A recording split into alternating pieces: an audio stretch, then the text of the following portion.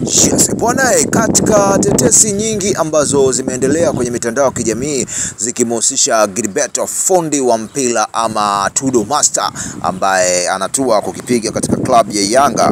Bwana, klabu ya Yanga sasa wamemalizana naye na mwamba huyu ameweza kusaini na klabu ya Yanga, ina maana atakwenda kukiwasha katika klabu hiyo. Sasa tutegemee mazuri mengi kutoka kwake, kwa sababu huyu ni kati ya winga mmoja hatari sana, na sasa hivi klabu ya Yanga bwana wanazidi kuimarika kadri siku zinavyozidi kwenda nao kwenye usajili. Our boy. Hemu niambie nini maoni yako kwenye comment. Hakikisha una subscribe na kubonyeza alama ya kengele. Pia usisahau kushare, kulike na kucomment hapo chini na kutuambia nini maoni yako juu ya fundi wa mpira ambaye anahusishwa na klabu ya Yanga kusaini mkataba wa miaka 4.